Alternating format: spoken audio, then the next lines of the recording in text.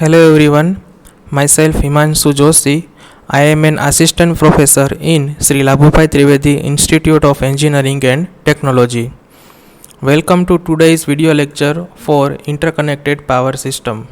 The subject code is 217901. In today's lecture, we will try to understand the basic fundamentals of interconnected power system. So now let's start with our topic. So the main requirement for any power system is to give a continuous power supply.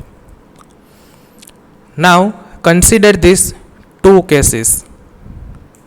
In first case, the generation is high but requirement is low. Now in second case, the generation is low but requirement is high. So in first case we are having some surplus power, and in second case we are having the generation is very much low and requirement is high. So now in this case these two difficulties can be overcome by interconnecting different power station. So in second case the requirement is high and in first case the generation is high. So this higher requirement can be fulfilled if we are going to interconnect these two system. So this process of connecting the number of power generating station in parallel is known as interconnected power system. A distribution system with multiple availability of power source that can loop throughout the network. This is the second definition of interconnected power system. Now, how to represent the interconnected power system? You can see in this figure that there are two generator 1 and generator 2, and these two generator is interconnected with transmission line, and this load is shared by this two generator. That means some power will come from here and some power will come from here, and this total load is shared by this two generator because this two generator is interconnected by means of transmission line. Now suppose that if this generator is failed, then this load can be handled by this generator. So this is the one of the most advantage of interconnection, that if by means of anyhow any generator is fails, then the load can be shared by other generator. So this is called interconnected power system. Now various types of interconnected power system. First one is AC interconnection, second one is the DC interconnection, and third one is the hybrid, or we can say that AC DC interconnection. Now let's learn about the AC interconnection. In this type of interconnection, the source is AC and this can be interconnected by means of overhead line. So we can say that in this case the input power is equal to output power. So generator is AC, all the generator are AC. The transmission line which is connected between generators is also carries a AC power, and it also supplies a load a AC power. So that is known as the AC interconnection. Now second one is the DC interconnection, in which the generation by default is AC, and this AC generation can be converted into DC by means of rectifier. So over here generation is AC, this rectifier will convert that AC into DC, and then the DC power is transmitted over a transmission line. Over here, if generation is AC, then that AC can be converted into DC by means of converter and transmitted DC only. Now from transmission line we can get power over the transmission line, and that DC power will be converted into AC if there is any requirement of load. So that DC power is converted into AC by means of inverter. So that is known as the DC interconnection, where generation is AC but transmission is DC. Now third one is hybrid AC to DC interconnection, in which there is two types of transmission line, that AC transmission line and DC transmission line. So over here AC, generation is AC, so and transmission line is also AC, so we do not require any type of converter. But for this DC line we need rectifier and inverter to convert AC to DC and again DC to AC. So that is known as hybrid AC to DC interconnection. Now let's discuss the problems which associated with interconnected power system. So first point is voltage control. So now we have to consider that whenever there is a interconnected system, we can say that load is also interconnected. So there might be a problem with constant voltage maintained in the interconnected power system. So it is one of the necessity that we have to maintain the voltage in entire system. So we can say that in various atmospheric condition, say let's suppose we will discuss about the summer season, that in case of summer season, heavy inductive load like water pump, fan, air condition is turned on in entire season. So many times grid cannot handle such type of heavy load, so there might be a voltage fall if we interconnect the entire system. So that is the problem of interconnected power system, that in case of atmospheric condition the change in load is very large, so grid might be fall due to heavy load. So that is the first problem of voltage control. Now second problem is frequency control. We know that frequency is directly proportional to synchronous speed. So we can say that synchronous speed is equal to 120 f by p. We are very much familiar with this formula. So I can write that frequency is equal to ns into p divided by 120. So we know that load is inversely proportional to 1 by synchronous speed. So we know that whenever there is the increase in load, the speed of generator is going to reduce. So we can again relate that if load is inversely proportional to synchronous speed, then it also inversely proportional to the frequency. So we can say that if load is increased, then frequency goes down, and if load is reduced, then frequency goes up. So change in load will change the grid frequency.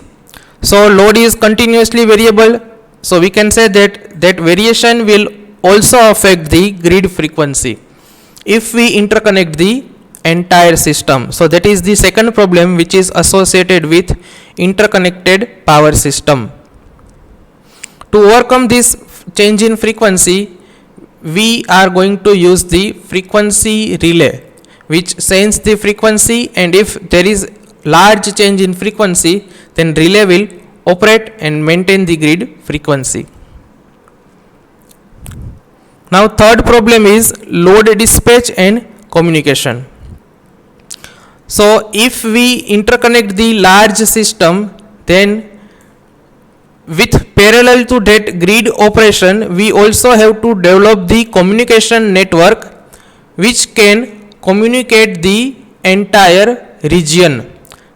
So these facilities are inadequate. Right now these facilities are inadequate. So we have to add the multiple channel digital microwave system, and we can say that fiber optic communication system to provide the better load dispatch and communication facilities.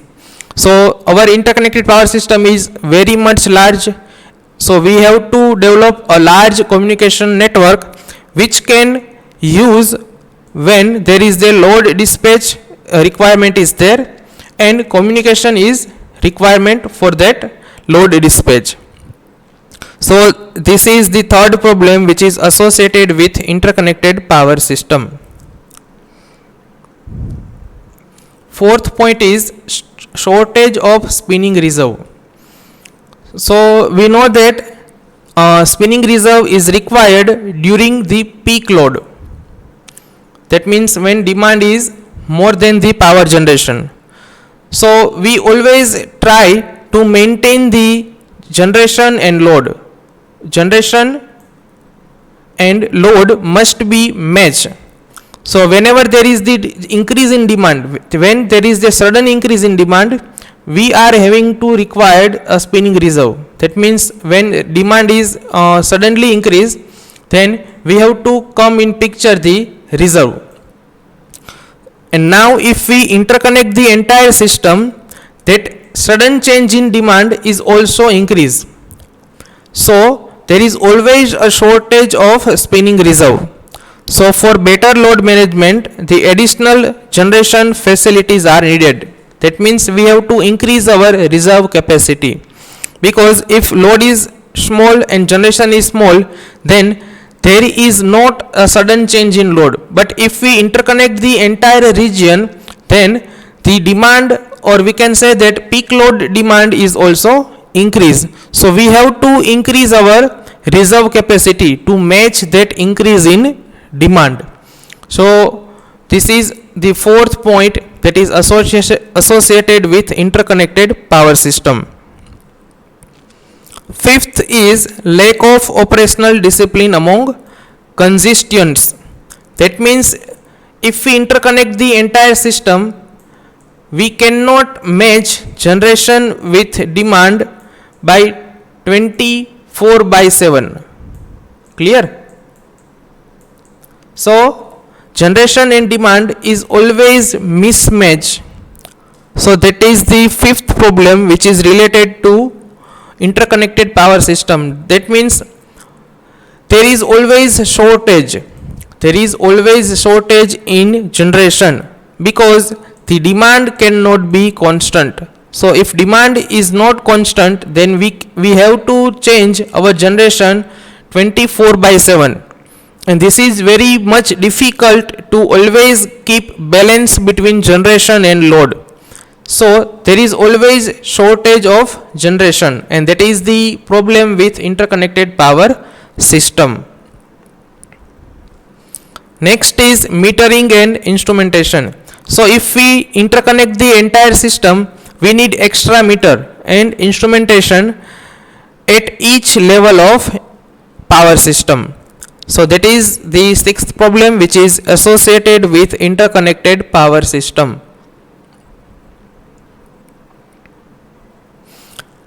Now let's discuss about the advantages of interconnected power system. We already learned about the problems associated with interconnected power system, but then also there are lots of advantage which is associated with interconnected power system. And first one is exchange of peak load. So in case of interconnected power system, we are going to interconnect each of generating station, either it is a small generating station or large generating station. So we can say that at the time of peak load, if one generator fails to supply that peak load, then we can transfer that load onto the larger generating station. So we can say that at the time of peak hours we can exchange that load onto the large generating unit. So that is the advantage of interconnected power system. If system is not interconnected, then individual generator may be overload at the time of peak hours. Next is we can use our older plants. That means the interconnected system, it is possible to use older and less efficient plants to carry the load for short duration only. We can say that if we use older plant for short duration, then remaining plant cannot be overloaded. So that is the second advantage of interconnected power system. The third point is ensure of economical operation. That means interconnected system, it is possible to use our interconnected system in better economical aspect, because sharing of load among the station is arranged in such a way that we can operate more efficient station continuously throughout the entire season with high load factor and better economical operation. So that is the third advantage of interconnected power system. The fourth one is increase in diversity factor. So the load curve of different interconnected power system are generally different, because the load pattern of each and every generator is different. So that result in maximum demand on system is much reduced as compared to individual maximum demand. So we can say that the maximum demand is make in a sense that individual power station may not be overloaded. So by this way we can increase the diversity factor. The fifth point is reduce the plant reserve capacity. That means if system is interconnected, then individual reserve capacity might be reduced, because the entire load is now distributed equally throughout the generating unit. So we can say that individual reserve capacity is reduced, and that will make the system more efficient. Now sixth is increase reliability of supply. So interconnected system increase the reliability. If there is any major breakdown occurs in one station, then we can also continue our supply and maintain the healthy station. So we can transfer the load onto the healthy station. So by this way we can make system more reliable. Now let's discuss about the disadvantage of interconnected power system. The first one is synchronizing problem. This is one of the major problem which is with interconnected power system. So we can say that all the generators are interconnected and all the generators must be operate at same frequency. Clear? So that is some of the difficult task that to maintain that frequency within a range. So that is the problem which is associated with synchronizing problem. We can further say that during a heavy load or peak load, some generator may be overloaded, and if generator is overloaded, then their frequency will also change. So it is difficult to maintain that, or we can say that ensure that each generator will operate at same frequency. So that is the problem of synchronizing. Second one is the expensive tie lines. That means in case of interconnected power system, to control the amount of power, we are going to use the tie lines, and that extra transmission line will add some cost over the interconnected power system. So we can say that it is expensive also. Third point is expensive circuit breaker. Now if we interconnect the entire system, then the burden of that system will increase, and to isolate some part of the transmission line we need a circuit breaker that will isolate the faulty part from the healthy part during fault condition. So our system is interconnected, and we can say that in interconnected power system there is heavy load, or we can say that bulk power or bulk voltage or bulk amount of current will pass through the transmission line. So higher rating circuit breakers are required, and these higher rating circuit breaker are costly, so they can add the cost in power system, so it makes the expensive circuit breaker. And fourth one is the metering and instrumentation. So now in case of interconnected power system, we have to continuously measure the voltage, current, frequency, etc. parameter 24/7. So we need some metering and instrumentation to observe the parameter of power system. So that adds the interconnected power system. So these are the disadvantages of interconnected power system. Okay. So in previous point we are discussing about the reserve capacity.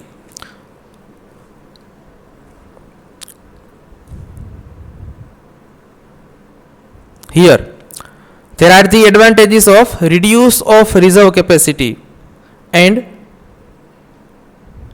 here also we have discussed about the spinning reserve. So now let's discuss about the reserve capacity of interconnected power station. So there are mainly two types of reserve capacity. First one is the cold reserved, and second one is the operating reserve. So every power station has some kind of reserve capacity which can facilitate the periodic maintenance. We can say that to repair the generating unit or to meet the load demand, each generating station has their own reserve capacity. So reserve generation capacity is also required to meet the continuous changes occurs on load. So there are two types of reserve capacity. First one is the cold reserve, and second one is the operating reserve. So this cold reserve is used for unit in maintenance or in repair. So this reserve is used when there is a requirement of periodic maintenance, or to require the maintenance for the repairing purpose. So to supply the additional equipment during this maintenance period or repairing period, the reserve capacity which is used is known as the cold reserve capacity. Now second one is the operating reserve capacity. So in case of operating reserve, there are two types of operating reserve. First one is the hot reserved, and second one is the spinning reserve. So hot reserved is used to meet the load demand under forced outage condition. Under the forced outage condition. So that is the operating reserve capacity which is in operating but not in service, continuously not in service. It is only comes in service when there is the forced outage condition. Clear? So you have to keep in mind that hot reserved is not in service for 24/7. It is comes in service when there is the forced outage condition. Now this second is spinning reserve. So spinning reserve is used to supply the minute to minute load variation and extra load due to load forecasting error. So we can say that spinning reserve is in service for 24/7 because it is used to supply the minute to minute load variation and some forecasting error. So we can say that hot reserved is not in service for 24/7. It is used when there is the forced outage condition. But we can say that spinning reserve is in supply for 24 by 7 and it is used to meet the demand for minute to minute variation or some forecasting errors. So that is the type of reserve capacity for interconnected power system. Now next concept is cascade tripping or blackout. Now this is one of the most important topic for this chapter, that is the cascade tripping or blackout. So we can say that cascade tripping or blackout means power outages. That means loss of electricity in a small part or entire region. So we can say that cascade tripping is a failure of power system or failure of interconnected system in which a part is failure, or we can say that successive part is failure.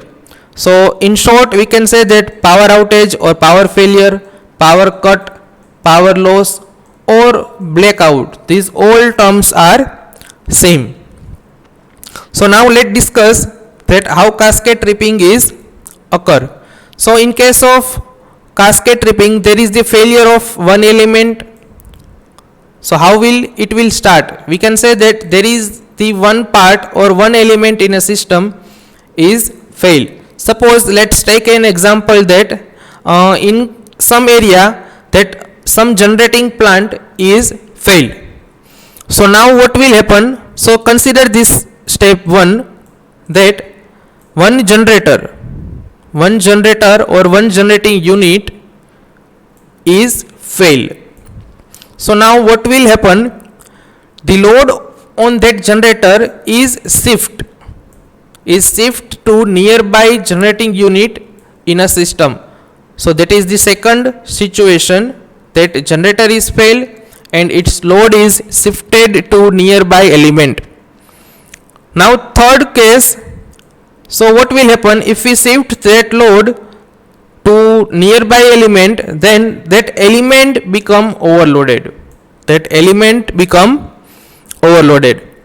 Now what is the fourth point? So that overload we have to shift that load onto the second element. Now so what will happen? So setting off more overload and so taking down the entire system into a very short time. So that overload will make other generator to operate on overload condition, so that all the generator they can handle that overloading condition for a short time, and after that short time that individual generator may be shut down, and by that condition or during that condition one by one generator will be shut down, and after some time the entire system will becomes shut down. So that shutdowning condition is known as cascade tripping or blackout. So what will happen? That nearby element is pushed beyond their capacity. So all the generator will run beyond its capacity, so that cannot handle such kind of stress for a long time, and at some time they may be overloaded and try to balance the load, but it cannot handle for a long time. So we can say that after some time entire system will be shut down, and that is known as the blackout or cascade tripping. Now what are the reason for cascade tripping? That means why cascade tripping will occur. So we can say that when component or grid is overstressed, so that means grid or generator is handle the load which is far from their capacity. So we can say that overloading condition or overstress condition will be result in blackout. Second point is generator shut down due to any reason. So if generator is shut down, then the load of for that generator we have to transfer on another generator, and that transferring may take second generator to be run on overload. So it will shut down and it will transfer its load to third generator. So by means of that, one of the generator will be shut down, 1 2 3 4 5, and last entire system will be shut down. So that is the second reason.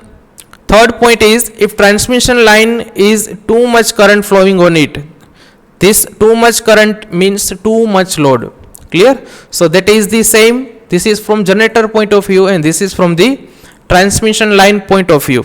So too much current means too much load is on transmission line, and it will heat up. It will heat up and train and becomes the fails. Fourth point is due to natural climates like earthquake, heavy rain. So that also results into cascade tripping or blackout. Now, second is types of cascade tripping. First one is localized blackout. So in case of localized blackout, there is a small area. There is a small area in which there is no electricity. Clear? So this is known as the localized blackout. Second one is the partial system blackout, in which the area is somewhat large than localized unit. And third one is the full system blackout. That means entire region or entire country is out of electricity service. So now what will happen if there is a localized blackout, and if problem has been solved, then grid or that area will be restored to electricity. Now if when there is a localized blackout and problem is not solved, then localized blackout converted into partial blackout. And again, if partial blackout the problem is not solved, then that partial blackout will be converted into complete blackout or full system blackout. So this is the situation, or we can say that this is the type of cascade tripping or cascade blackout. Now the common sequence for the blackout. What are the sequence that will learn our to blackout? So first one is the initializing. That means initialization of overloading condition, or initialization of disturbance, or initialization of generating unit. So during that faulty condition, what will happen? Suppose if one generator is overloaded, and due to that overloading condition, if it is out of service, then that is known as the initialization portion. Now what will happen? We have to separate that generator from the system. Clear? So we have to transfer that load onto the another generation. So we can say that isolated part will form a island. That means it is not connected from anywhere. And in that region there is a mismatch between generation and load. Clear? So that generator is out of service but load is connected, so there is no generation but load is there. So it will make imbalance between generator and load, and if that problem is not solved, then there is a blackout in that area. Clear? And that after blackout, to again supply the load, we have to do a restoration process. That means we have to shut down entire system and we have to start from initial stage. So that is the common sequence of blackout.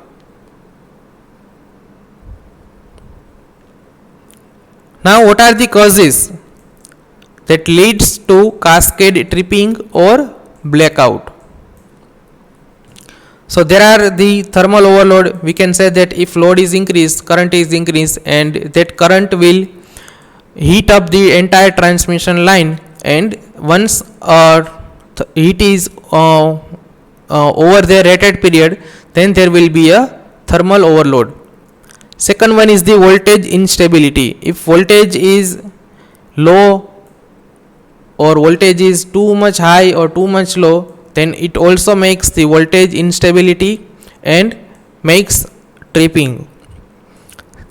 Third point is dynamic instability. That means generator speed or turbine speed may causes a tripping of interconnected power system. And fourth point is load generation imbalance, that also makes the tripping for the interconnected power system. Now next point is effect of cascade tripping or blackout on our society. So first point is that if that blackout is of several hours or several days, then it will affect our economy. Now next is blackout affects on our communication network, transportation network and water supply network, because these all parts needs electricity to work better. Clear? So it affects our communication system, transportation system and water supply system, because it needs electricity. Second, it also affects the industrial area. So industrial area needs electricity to do their work. Let's example is suppose production process. So production process needs electricity, so it will affect on production department or each and every department of our industrial area. Next is emergency service like fire, ambulance, police. We cannot call them due to breakdown, because it affects the telecommunication system. So during blackout or cascade tripping, there is a breakdown of telecommunication system. So we cannot call fire, ambulance, police in emergency cases. Second, hospital cannot be able to work as long as their emergency power supply is come. So that also affect the medical services also. Next is financial trading, cash machine, that means ATMs, supermarket, malls cannot operate due to cascade tripping or blackout. So these all points which are related to our society, and that all having too much trouble due to cascade tripping or blackout. Now next is black start. So once there is a blackout, then we after that blackout, or we can say that after the problem has been solved, we have to restore the entire grid, or we have to restore the electricity. So that restoration process is known as black start. So that is the process of restoring a power station in back to working condition or in back to the operation without relying on external energy source. So that is known as the black start. So there are various methods to restore the entire grid. So now we have to learn about the process of black start. So now suppose that in small area there is a blackout, in small region there is a blackout. So to restore the electricity in that region, we have to take power from the grid. So to run the generator in that particular area, we have to take power from the grid, and we have to supply the auxiliaries in that power plant and run their generating unit, and we can restore the electricity by means of this way. in case of small area, if electricity has been gone, and to restore that area, we have to take power from the grid and run their auxiliaries, and we can restore the electricity in that particular area. Now suppose area is large, and area is large, or we can say that entire region there is a blackout. So we do not have grid, we do not have power in grid also. So now what we have to do? So we have to do a black start process in that particular area.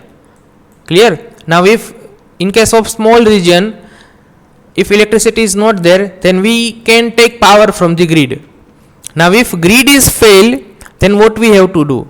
Then we have to do the process of black start, and now let's learn how to do the black start. Now to restore the grid, we need small diesel generator set.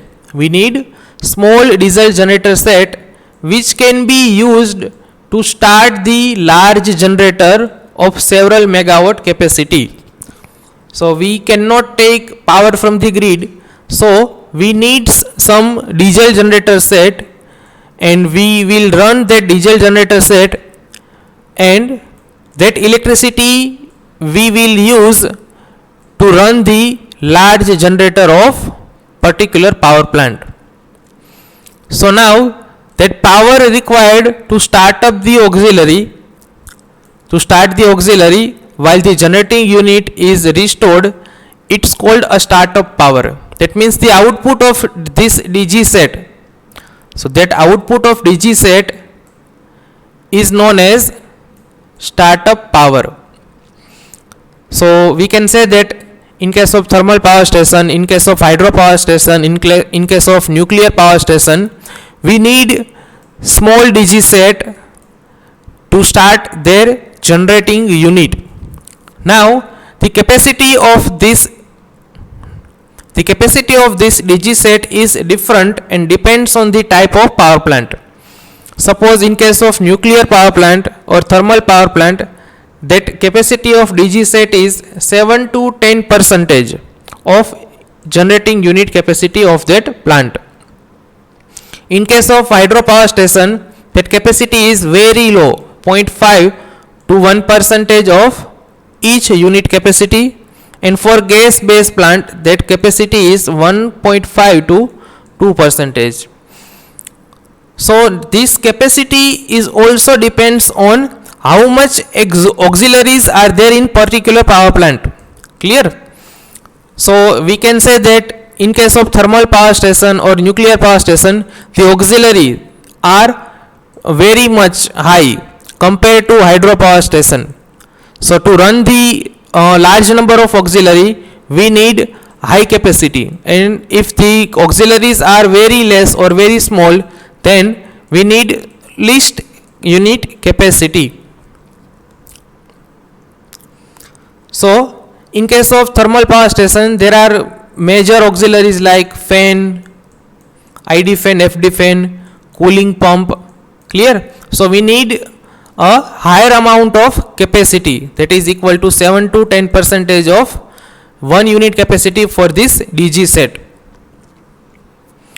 Now in case of hydropower station, the requirement of start up the unit is very less because there is very few auxiliaries are there. So it needs a little power compared to thermal and nuclear power plant to start or to put a large block of power on line. And hydropower station is very fast to generate the electricity. So we can start the hydropower station with less rating of DG set compared to nuclear and coal based plant. So now what is the sequence of black start? We learned that what is the black start, but now let's learn how to do black start. So first one is that we will use the battery start a small DG set. which is installed in hydroelectric generating station. We will use hydro power plant, clear, because we know that the capacity required for hydro power plant is very much low. So we will use a DG set and we will start hydroelectric power station first. So that power from DG set is used to bring the hydroelectric generating station into the operation.